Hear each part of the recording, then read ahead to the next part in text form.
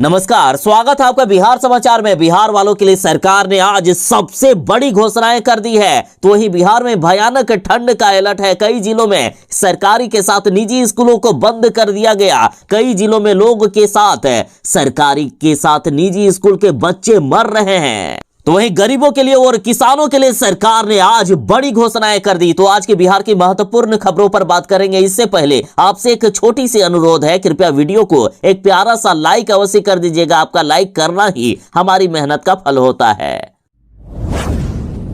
बिहार सरकार ने बड़ा फैसला कर लिया है कि बिहार में बंद होंगे कम बच्चों वाले आंगनबाड़ी केंद्र। विभागीय समीक्षा के बाद ये बड़ा निर्णय लिया गया। देखिए, समीक्षा बैठक में एक तरफ जहां यह निर्णय लिया गया कि राज्य के वैसे जिलों में 1200 नए आंगनबाड़ी केंद्र खोले जाएंगे जहां अभी केंद्रों की संख्या कम है, वहीं वर्तमान में राज्य में 1,10,000 आंगनबाड़ी केंद्रों का संचालन किया जा रहा है, जहां बच्चों को पोषाहार सहित अन्य सरकारी योजनाओं का लाभ दिया जा रहा है। साथ ही समीक्षा बैठक में बिहार में वैसे आंगनबाड़ी केंद्रों को बंद करने का फैसला लिया गया जहां बच्चों की संख्या कम है।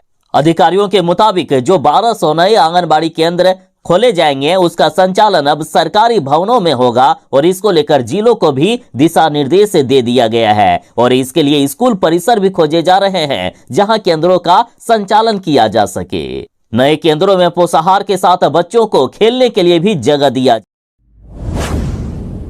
बिहार के गरीबों के लिए सबसे बड़ी खुशखबरी है। नीतीश कैबिनेट ने बड़ा फैसला ले लिया है। अब बिहार के 94 लाख गरीब परिवारों को मिलेगा 2-2 लाख रुपए। बिहार लघु उद्यमी योजना को मंजूरी दे दी गई है। देखिए, बड़ी खबर है कि बिहार की नीतीश सरकार ने आज बड़ा फैसला ले लिया। राज्य के करीब 94 लाख गरीब परिवारों को 2-2 लाख रुपए सरकार देगी। कुछ महीने पहले कराए गए जातिगत गणना के बाद मुख्यमंत्री नीतीश कुमार जी ने इसका ऐलान किया था। उन्होंने कहा था कि बिहार के सारे गरीब परिवारों को 2-2 लाख रुपए दिए जाएंगे और अब कैबिनेट की बैठक में इस पर मोहर लग चुकी है।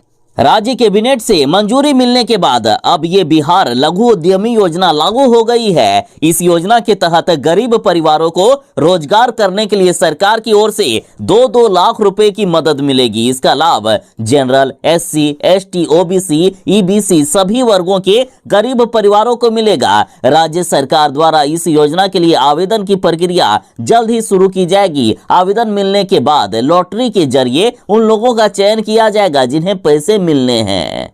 तो देखिए, सरकार आखिर गरीब किनको मानती है? तो बिहार सरकार जातिगत गणना की रिपोर्ट के मुताबिक बिहार के 94,33,312 परिवार ऐसे हैं जिनकी महीने भर की आमदनी 6,000 रुपया से कम है। सरकार इन्हें ही गरीब परिवार मानती है। बिहार सरकार हर 5-5 साल में इस योजना का लाभ गरीब परिवारों को देती रहेगी।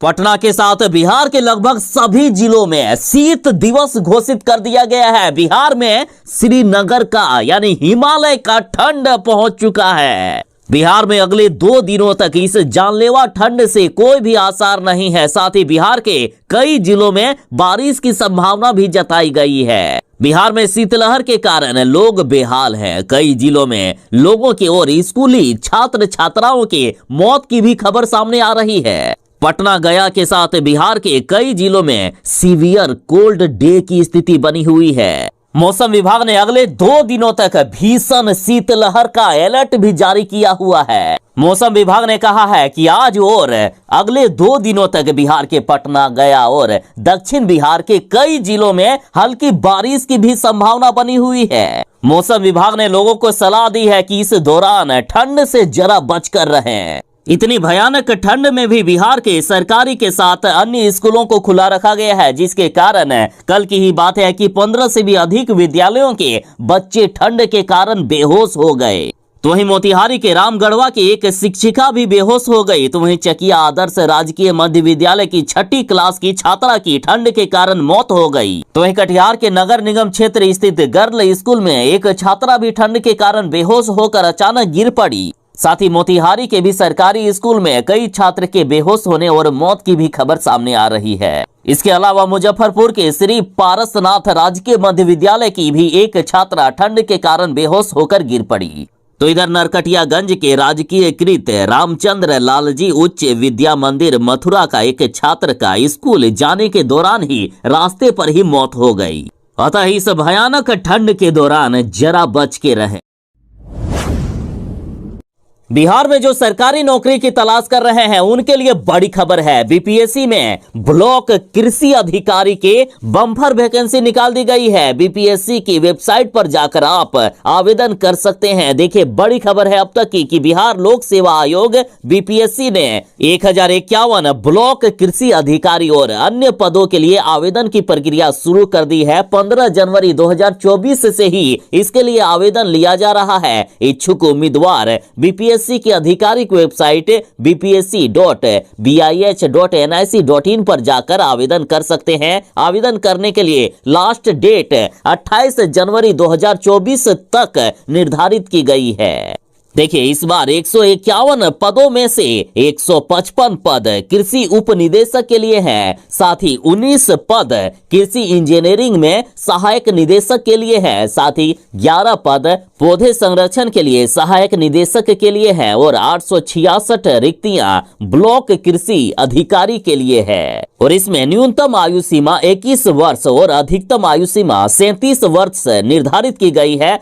साथ ही महिला और SC/ST वर्ग के लिए अधिकतम आयु सीमा 42 वर्ष निर्धारित की गई है। हालांकि आरक्षित वर्ग वालों को एज लिमिट में कई तरह की छूट भी मिल रही है। तो जो आवेदन करना चाहते हैं जल्दी करें, समय बहुत ही कम बचा है। bpsc.bih.nic.in के माध्यम से या फिर ऑनलाइन bpsc.bihar.gov.in के माध्यम से भी आप ऑनलाइन आवेदन कर सकते हैं।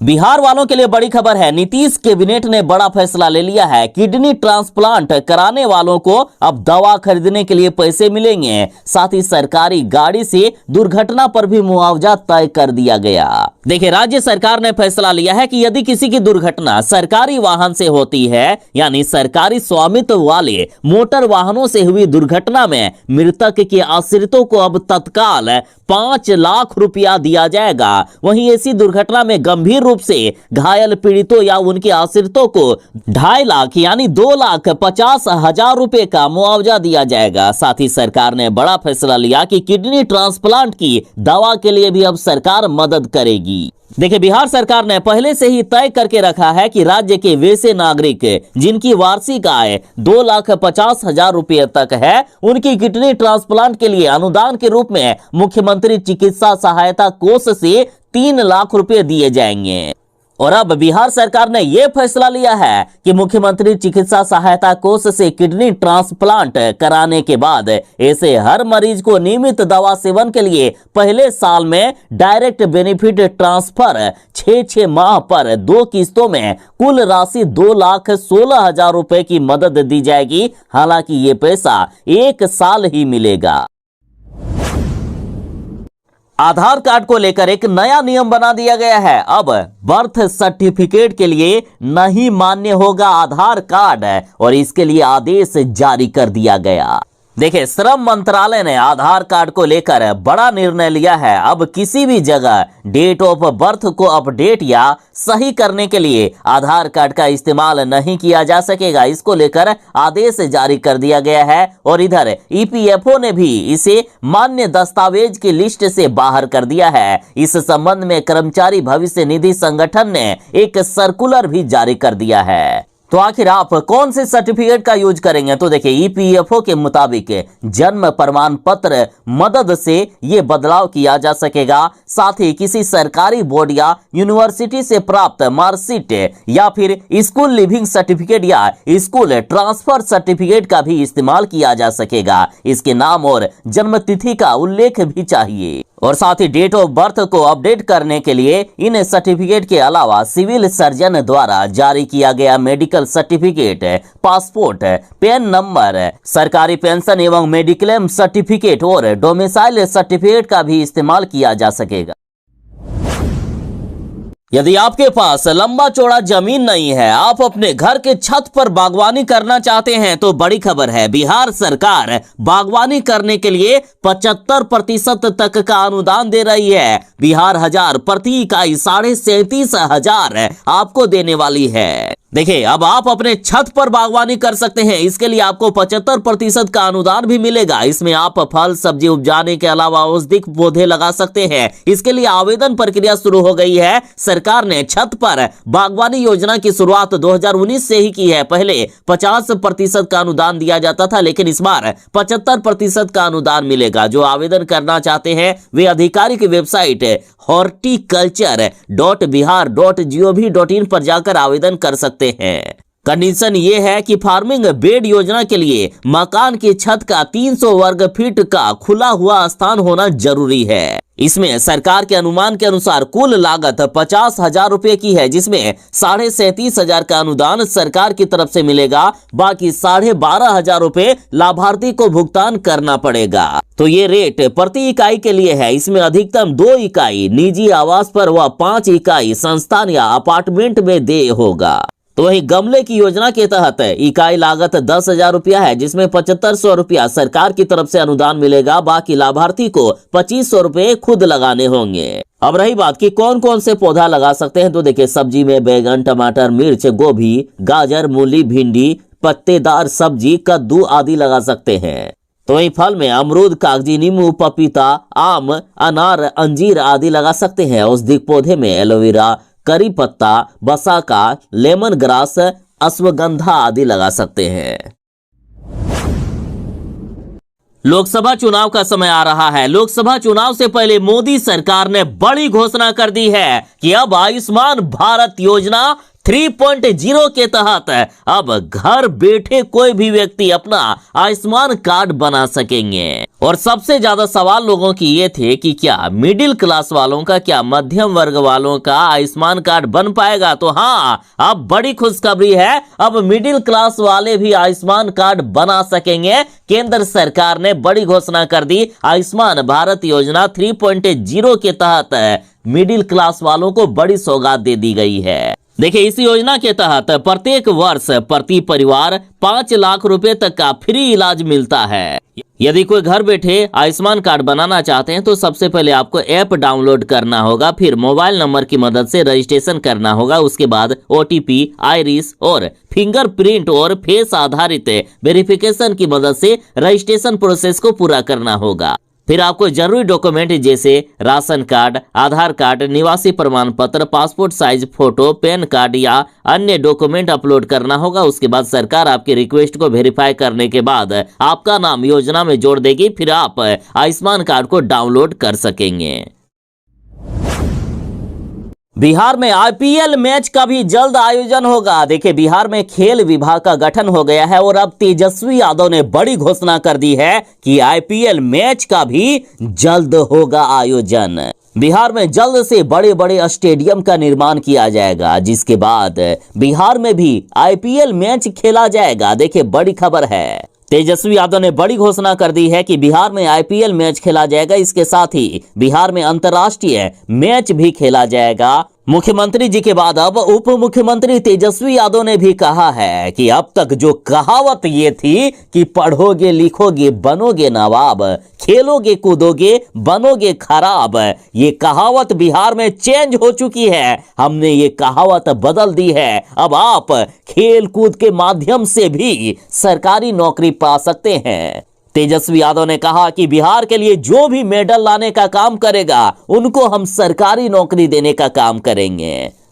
तेजस्वी यादव ने बताया कि हम लोगों को हर जगह काम करना है। खेलकूद, पढ़ाई लिखाई और स्वास्थ्य व्यवस्था हर क्षेत्र में अभी काम किया जा रहा है। नीतीश कुमार के नेतृत्व में महागठबंधन की सरकार हर पहलुओं को देखते हुए काम कर रही है। यहाँ किसानों के लिए भी काम किया जा रहा है। बिहार में माहौल काफी अच्छा है। यहाँ खेल को बढ़ावा दिया जा रहा है। राज्य में खेल विभाग का गठन हुआ है। इस विभाग को अलग किया गया है। इसका कारण है कि यहाँ खेल को सरकार प्राथमिकता दे रही है। पूरा देश अभी राममय हो गया है। 22 जनवरी को श्री राम जन्मभूमि अयोध्या में श्री राम जी का प्राण प्रतिष्ठा हो रहा है। देश के लगभग सभी लोग अयोध्या जाने को आतुर हैं, जहां एक तरफ देश का हर एक व्यक्ति, चाहे वह किसी भी धर्म का हो, किसी भी मजहब का हो, वो 22 जनवरी के आने का हर एक पल इंतजार कर रहा है। तो वहीं लालू यादव की पार्टी और लालू यादव ने राम जन्मभूमि पर प्राण प्रतिष्ठा कार्यक्रम से दूरी बना ली है। लालू यादव नहीं जाएंगे अयोध्या। सोचिए ना, किस तरह के ये लोग हैं जो राम जन्मभूमि पर नहीं जाना चाहते हैं, राम जी के प्राण प्रतिष्ठा कार्यक्रम में शामिल नहीं होना चाहते हैं। अब राम के नाम पर भी ये लोग राजनीति करने पर भी बाज नहीं आ रहे हैं।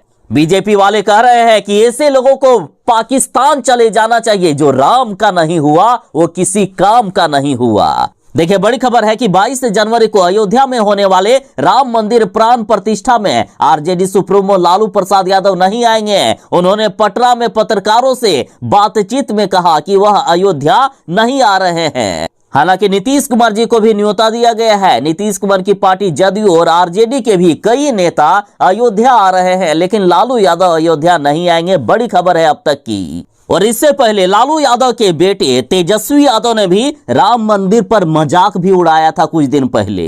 इससे पहले लालू यादव के बड़े बेटे तेज प्रताप यादव ने भी विवादित बयान दिया था कि 22 जनवरी को पूरा देश क्यों ना चले जाए अयोध्या, लेकिन 22 जनवरी को भगवान राम तो अयोध्या आएंगे ही नहीं। तेज प्रताप यादव ने यहां तक कहा था कि राम जी खुद मेरे सपने में आए थे और बोले थे कि ये सब ढोंग हो रहा है पूरे देश में, हम तो उस दिन अयोध्या नहीं आएंगे। तेज प्रताप यादव ने तो यहां तक कहा था कि राम उस दिन आएंगे जिस दिन देश में आरजेडी की सरकार बनेगी, इंडिया गठबंधन की सरकार बनेगी। तो सोचिए ना, हर एक बात पर ये लोग राजनीति करना चाहते हैं, राम को भी नहीं छोड़ रहे हैं।